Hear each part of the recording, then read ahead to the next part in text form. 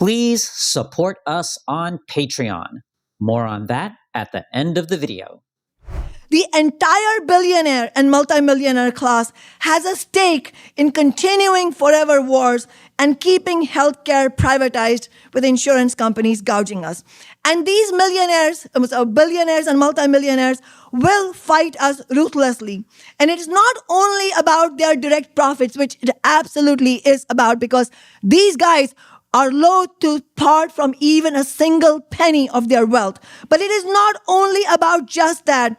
The capitalist class is so hostile to working people winning any victory because any victory sends an emboldening message to us that we can fight and we can win.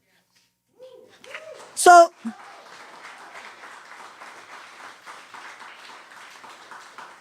they don't want to see any example. They want to nip this campaign in the bud.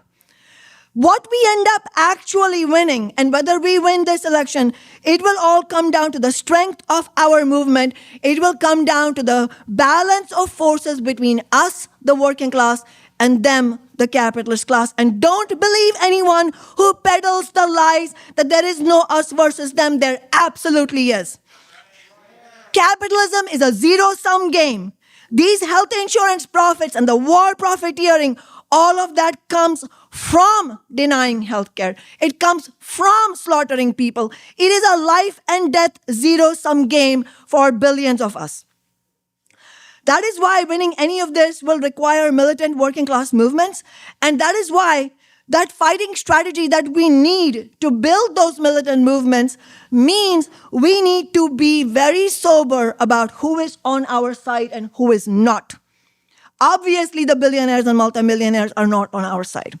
If we think they're on our side, then we're in big trouble. Trump and the Republicans are not on our side. They make it very clear that they are not for the working class. But the Democratic Party is not on our side either. That's right. Trump's cuts to Medicare and Medicaid were not the first cuts. The first cuts to Medicaid and Medicare by a whopping $127 billion happened under Democratic President Bill Clinton with his so-called Balanced Budget Act. And that bill also opened the door. Not only did it slash the funds for Medicare, it opened the door to privatizing Medicare, the so-called Medicare Advantage, which is a completely Orwellian name because Medicare Advantage is a huge disadvantage for retirees and people with disabilities who desperately rely on the service. Our opponent, Adam Smith, voted for the Balanced Budget Act.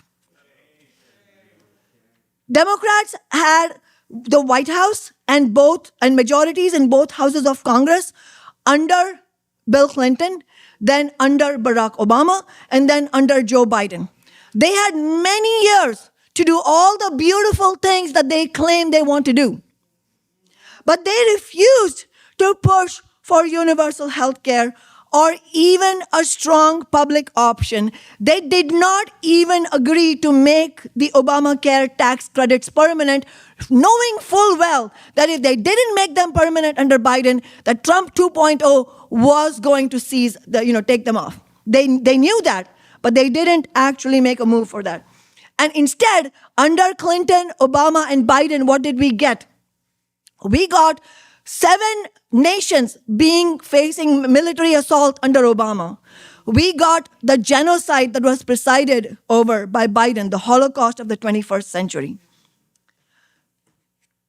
So the Democrats and Republicans are both parties of the billionaires, and in fact, they are the most powerful parties of the global billionaire class. A harder and less visible thing to understand is the role of progressive Democrats, but we have to understand this because we will not be able to win unless we are clear about this. Progressive Democrats are not there to do progressive things and push the Democratic Party to the left and do more working class things because there's no evidence that even if they did intend it, if they did intend it, they have spectacularly failed. Let me put it that way because the evidence is there to see. The minimum wage nationally is $7.25. So there is absolutely no evidence that even if they had good intentions that it's even working. But that is not actually what they intend to. And even if any individual progressive Democrat comes into office in Congress with any intentions, those intentions are quickly beaten down in the face of careerism and the party establishment. Because the purpose of progressive Democrats, the so-called progressives, is not to try and win something for workers. Their purpose is to give cover to the capitalist agenda of the Democratic Party, and most importantly, to keep tens of millions of working people forever shackled to the two-party system. The role of Pramila Jayapal, AOC, and other progressive Democrats is to try and whitewash the crimes of the Democratic Party, which is a party of billionaires, a party of war and genocide, and a party of deportations. Let's look at their track record. Progressive Democrats have brought Medicare for All bills, which is a universal health care bill. They have brought those bills forward 13 times. 13. You'd have thought we would have won universal health care 13 times over. Pramila Jayapal herself has brought it 3 times, including, I believe, this last year. But they have never built any momentum around it. They announce it and they leave it at that, and they can say that, on paper, they can say that they support it. This time, Pramila Jayapal has done something even worse than usual. She allowed Adam Smith to formally join her Medicare for All bill as a quote-unquote co-sponsor. Let's be clear. First of all, Jayapal herself had zero intention of fighting for it, because fighting for it means building mass rallies and actually threatening to bring it to a vote, demanding that it be brought to a vote on the congressional floor, rallying tens of thousands of people to Washington, D.C., saying, let's demand that the House Speaker, the President, all of these powerful politicians put Medicare for All for a vote.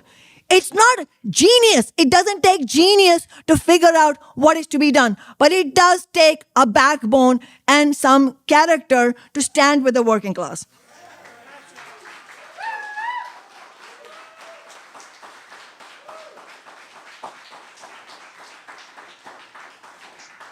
So not only did Jayapal not have, or any other progressive Democrats, this is not just about her, it's just an example, not only do the progressive Democrats not have any intention of ever bringing Medicare for All bills for a vote, ever, note that word, but on top of that, she allowed Adam Smith to co-sponsor that bill because she is trying to do her part in trying to launder Adam Smith's pro-war, anti-worker reputation. Allowing Adam Smith to formally sponsor the bill is shameful because she knows, and we know, that Adam Smith is not about to suddenly turn into a working class supporter.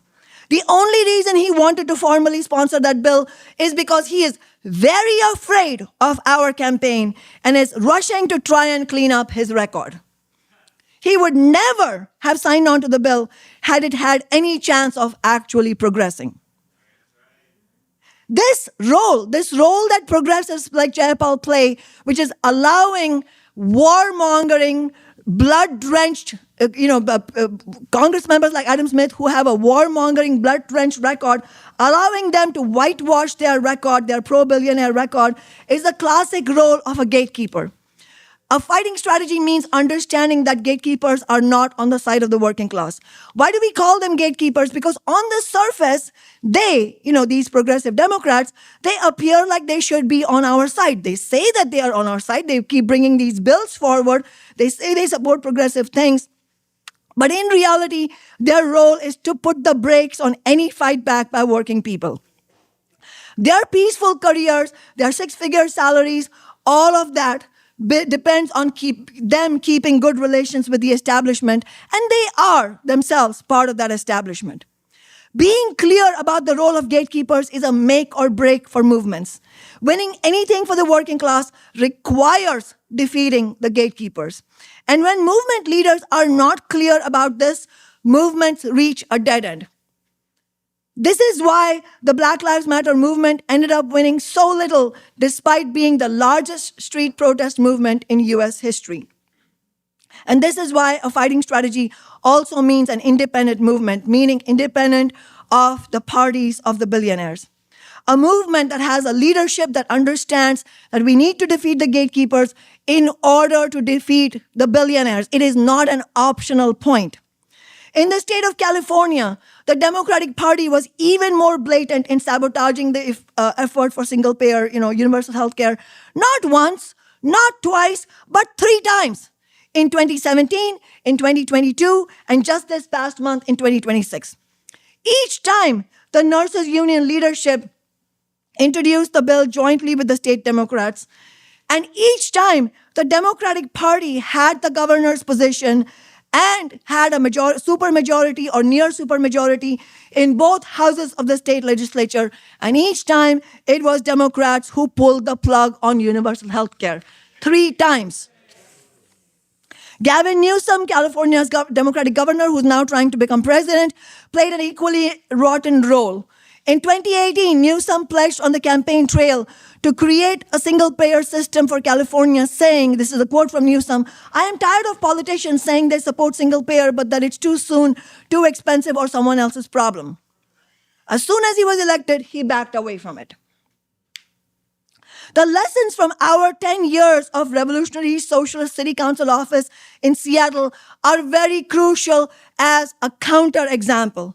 We won unheard of victories, like the nation's highest minimum wage, which is now at $21.30 an hour. When we won it, we fought for $15 an hour. And at that time, we were mocked. Working people and my office was mocked by the corporate media, by the Chamber of Commerce, by the billionaires, that this would never happen. And we made it happen within 6 months of me taking office. And that was because I used my office to build independent movements and to go to war against the Democratic establishment rather than trying to appease it.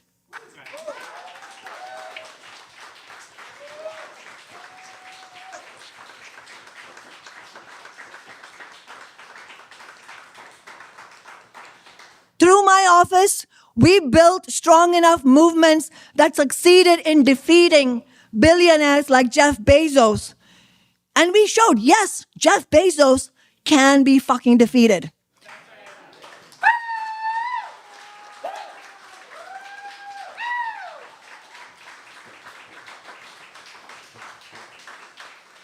And we won the Amazon tax, which is raising, as we speak, every year, hundreds of millions of dollars for affordable housing. And every year after the Amazon tax, we kept increasing the Amazon tax. 1 year, we increased it to provide free abortion for all women who need it in Seattle. The next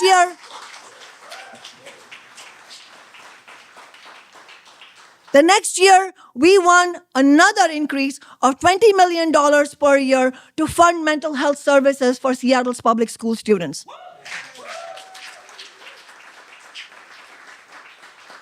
Then another year, we won even more funds to build affordable housing, publicly owned affordable housing that is dedicated to the Black working class and poor community members, which is, in our view, one of the biggest, if not the biggest, reparations program that has been won for Black people in recent years.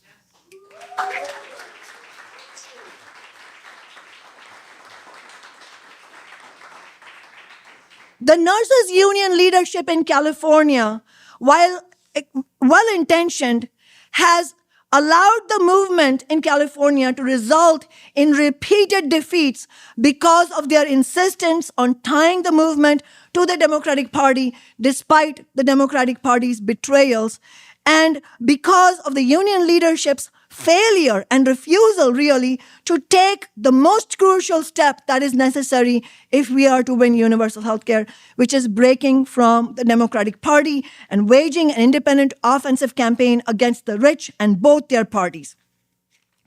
But now, the leadership of the nurses' union, after this third defeat, you would think they would learn something. But what have they done? What have they done in the wake of this third defeat at the hands of the Democratic Party? Not only have they proudly endorsed a prominent Democrat for the race of governor in California, they have endorsed a hedge fund billionaire for governor. I mean, in general, you don't need to explain that billionaires, make their money from carrying out evil against the rest of the world. But if you want to talk about it, I can give you some information. Tom Steyer, the guy that they have endorsed, He is one of the worst kinds of billionaires because all his money comes not from actually providing a service, but then underpaying all the workers to make profits, which is bad enough, just general capitalism. But this is even worse. His money comes from actually being a 100% parasite on poor and working class people, making money off the debt on the backs of the poorest and the most vulnerable people in countries like Ethiopia and Mozambique. And now, most recently, the debt on working and poor people in Puerto Rico. This is an absolutely dead-end strategy for the labor movement. And we, as the working class, as the rank and file of the labor movement, we have no hope of winning anything like universal healthcare, free healthcare, ending the wars, expanding the union movement, unless there is a reckoning in the labor movement and we throw out this labor leadership that has completely failed us.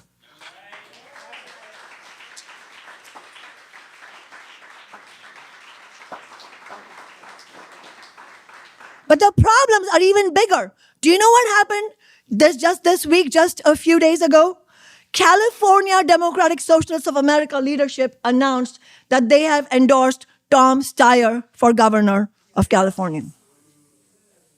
I am not surprised, but it is just shocking. It is shocking that an organization that calls itself socialist would endorse a billionaire for governor. This is the impasse that we have to break, and without which we will not win. And when people tell you, I agree with the things that Kshama stands for, but she's just not nice. She's not nice to the leadership of the labor movement and DSA. Tell them that the strategy of those people has completely failed us, and it's time to actually learn the lessons from history and fight and to build independent movements. That's what this is about. This is not about any individual. That's right.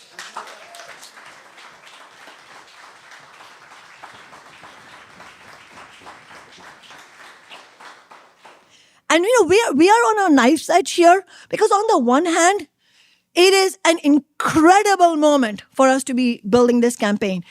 Never before in our lifetimes have we seen such anger roiling in American society where people are just hungry for a fight back. Never before have we had such a moment where we can unite people from all states, regardless of whether they voted for Trump or didn't vote at all, or voted for Harris or voted for someone else, and people who are in red states, blue states, purple states, people who say they are right-wing, but working people who need healthcare as much as we do in Seattle. Never has there been a moment like this where we had the potential to build mass fighting movements. At the same time, never has there been a moment where there is such a chasm between the anger and the leadership that's on offer. This is why this campaign is so crucial, because this campaign is the only national movement at this moment that is providing the kind of leadership that we need. It is not about building anyone's career. Careerism is absolutely horrific to building movements. We are running this campaign because we want to be able to use our elected office, and I say our, not mine, our elected office in order to fight for people. I have pledged that if I am elected, I will turn my congressional inauguration into a mass rally of 10,000 people in Washington, D.C., and immediately use our office, elected office, to launch mass movements nationally for free healthcare for all and to end the spending on the wars.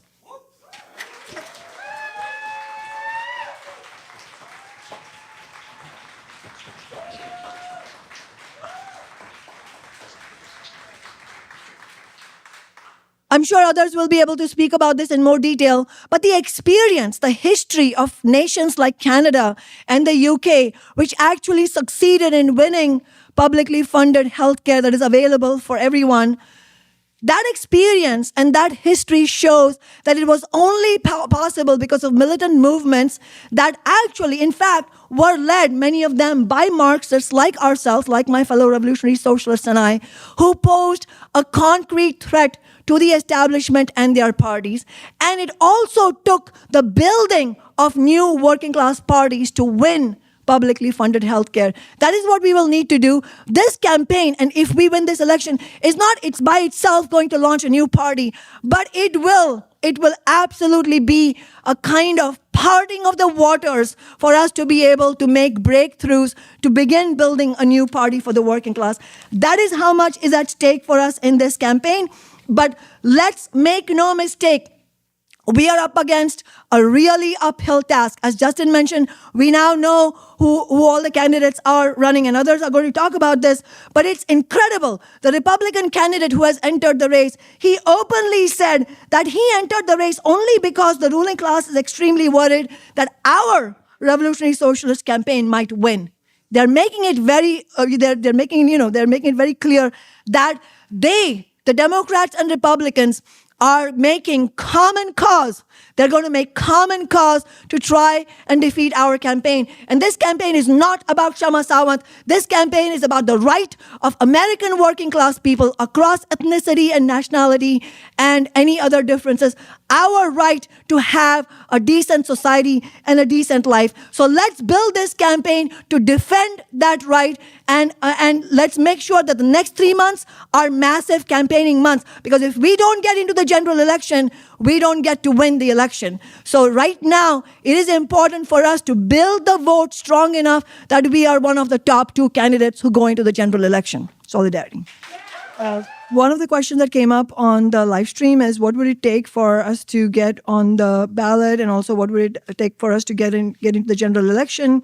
I think all of this, the mechanics of the logistics of it is that the top 2 vote getters of the primary get into the general election. So it's very simple, and it's one primary. It's not like a party-based primary. It's what's called a jungle primary. So just from a technicality standpoint, our campaign would have to be one of the 2 vote getters in order to be able to get into the general election. But politically, obviously, it's a much bigger question because of everything that we've said today, which is that the ruling class, the billionaires and multimillionaires and their 2 parties are hardly about to let us just coast to the general election. It's not going to be that way. The next 3 months are going to be an enormous battleground. We should not underestimate the amount of fight back that we will have to carry out in order to get into the general election. Every vote is going to count. And that is why every volunteer shift is going to count. Every dollar that's donated is going to count. Every little thing is going to make the difference. And that's been our experience in the city council elections as well. Every victory was a narrow victory because we had so much stacked against us, which means that statistically speaking, every person who went out on a shift, every dollar that was donated by every working class person, everything counted, because that is how we were able to win. And I'll come back to this in a second, but it also relates to the question that I want to come to right now, which is Sean's question. I really appreciate you asking, Sean, that isn't there something to be said about alliances that need to be built with, alliances, just to be clear, what we're talking about in the question is alliances of us working class movements and me as a working class representative with the Democrats or Republicans or with corporate politicians in general. And I thought Neil's contribution was extremely useful to, first of all, talk about the specific bill that you asked about, Sean, and I think that brilliantly illustrated this idea of alliance of any politician with an even more pro-corporate politician, which is what we're talking about. I mean, Joe Biden himself is a corporate politician. I mean, he's a politician of segregation, for fuck's sake, so let's not forget that. But then you have Joe Manchin, who is an even more starkly and nakedly pro-corporate politician. And so we're talking about an alliance between those 2. And what was the result? The result was, without repeating what Neil said, was a bill that actually did not address the issues of the environment and actually ended up representing a betrayal of the climate justice movement. That's what it ended up being. And so we interpret this question, and this question is not, it's not a new question. I'm glad it came up today. I appreciate Sean asking this, because it is a question that many genuine people are wondering about, because that is what we are told by the corporate media. We're told this by the Democrats and Republicans. We're told that, and this will be, this talking point will be amplified a millionfold. Just let's be prepared in the next 3 months, because people cannot, the Democrats and Republicans, they can't actually attack our track record from the city council. They can't say we didn't win 15 because we actually won 15. They can't say we didn't win the Amazon tax because we did actually win the Amazon tax. They can't say that we didn't win unprecedented renters' rights because we actually did win unprecedented rights. They can't say that we didn't defeat the billionaires and corporate landlords because we did, by God, defeat the billionaires and the corporate landlords. So what are they going to rely on? They're going to rely on personal character assassination, saying Kshama is not nice and all that stuff, or they'll talk about how they'll lie to you in your face, and they'll say, well, I agree with what she stands for, but I don't like that she doesn't compromise or that she doesn't cooperate with the Democrats and Republicans. And I think that bill that Neil described, I think, is a perfect example of what you get from alliances with the rich and powerful. And so, if I might reframe that question, I would reframe that question as, can you actually win any substantive victories for the working class as one single person? No, you cannot. Are alliances needed? Yes. But rather than use the word alliances, I would say mass movements. Mass movements really are, in some shape or form, alliances, but they are not alliances with the Joe Bidens and the Joe Manchins or even the Pramila Jayapals. They are movements that activate mass numbers of working class and poor people who have a huge stake in changing society in a progressive direction and who will fight alongside us if given a chance. And so, yes, do I want to build alliances? Yes, absolutely. But I call those alliances mass movements of the working class.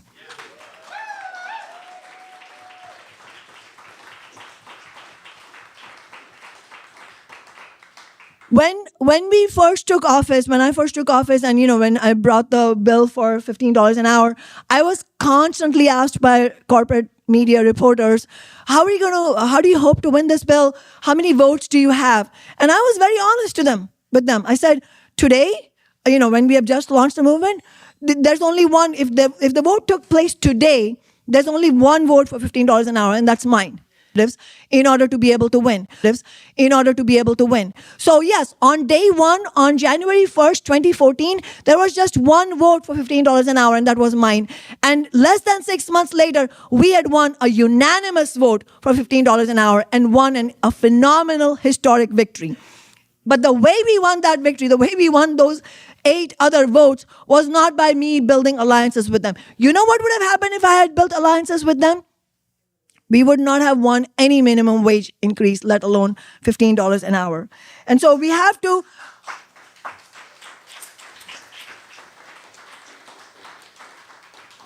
reject this talking point that, you need compromises. The truth is that living under capitalism is a massive compromise for billions of people. What we have to understand is that anything that is won through class struggle, precisely because the system itself is posed as class war. We didn't choose it. It is so. Capitalism is class war.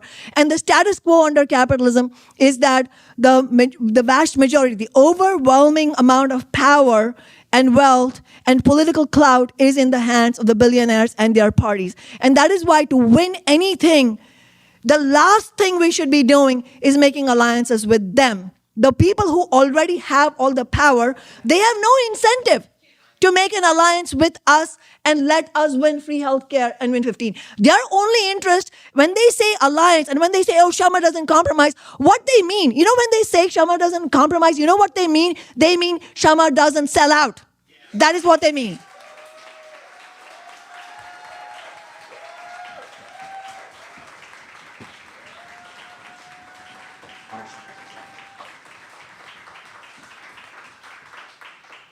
And we would be in big trouble if I started making alliances with them, because that would mean I was starting to sell out.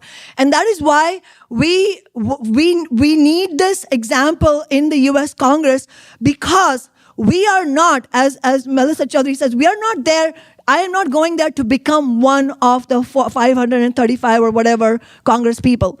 I'm going to be there as one revolutionary socialist, because we have shown that even with one elected office, as the Seattle Times, not our fan, was forced to admit that with one elected office, we were able to commandeer the city's political agenda. That is how we did do it, and that is how we are going to do it. And then just lastly, I'll say that in terms of free health, what free healthcare means, and also what is the path. I wanted to come back to that earlier question. What is the path of getting into the general election?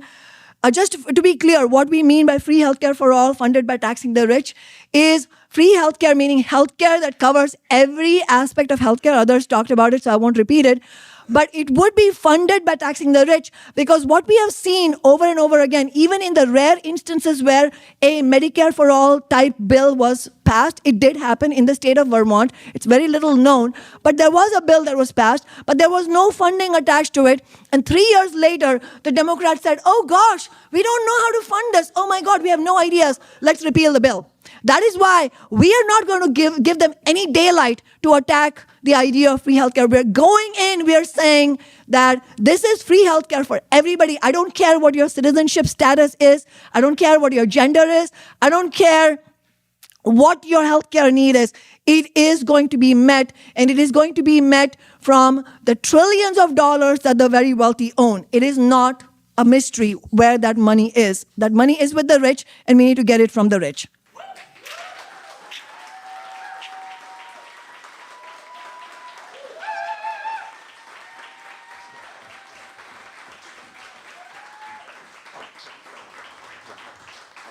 And just last but not least, what lies ahead for us? We are in, roughly already mid-May. The primary election is on the first Tuesday of August. We get this one shot for this election to get into the general election. It's one shot. We want to make the most of it.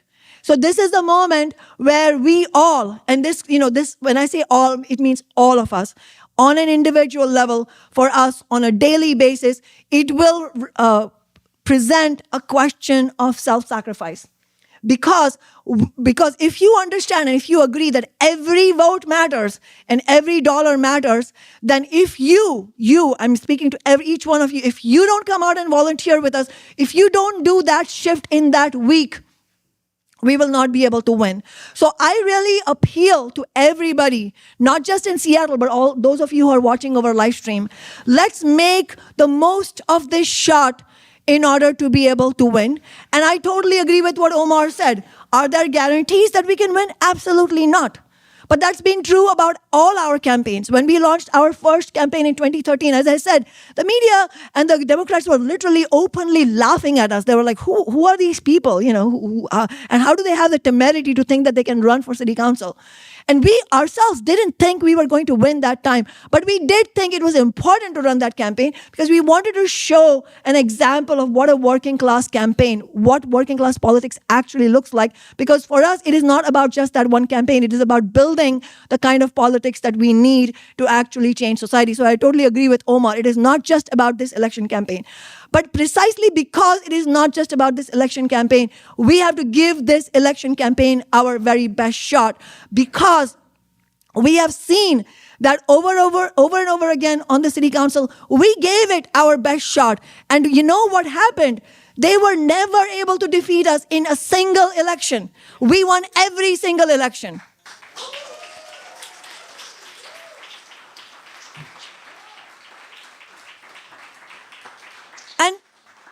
And the truth is that we launched every single election campaign not having a guarantee that we would win, having everything stacked against us, and being prepared for maybe not winning, and yet giving it our best shot. But giving it our best shot meant that we won every single election, even the fight against the attempted recall on us. Now, does that mean that it is because we won those 4 elections that we will win this election? No, again, in no campaign can there be guarantees. But I just wanted to echo what Omar said. What is guaranteed is that if we don't give this our best shot, we will never be able to change the status quo of war and genocide and the misery and the suffering that tens of millions of American people face. So let's take that commitment to heart, and let's make sure that every single day from now until the first Tuesday of August, we're going to commit ourselves to giving this our best shot for the sake of the working class internationally. Solidarity. If you want independent news and commentary and more, this is the place. This is Risky Edges. My name is Andres Chang. We have no corporate sponsorship. We have no corporate money. It's just me, my tech guys. So please support us. Help us blow this up by smashing that like button, commenting, sharing, subscribing, turn on bell notifications. Thank you very much. Please support independent media. Thank you. Please support us on Patreon. We put nothing behind a paywall. So if you support us on Patreon, you are also helping those who can't support us on Patreon. Link in the description. Thank you.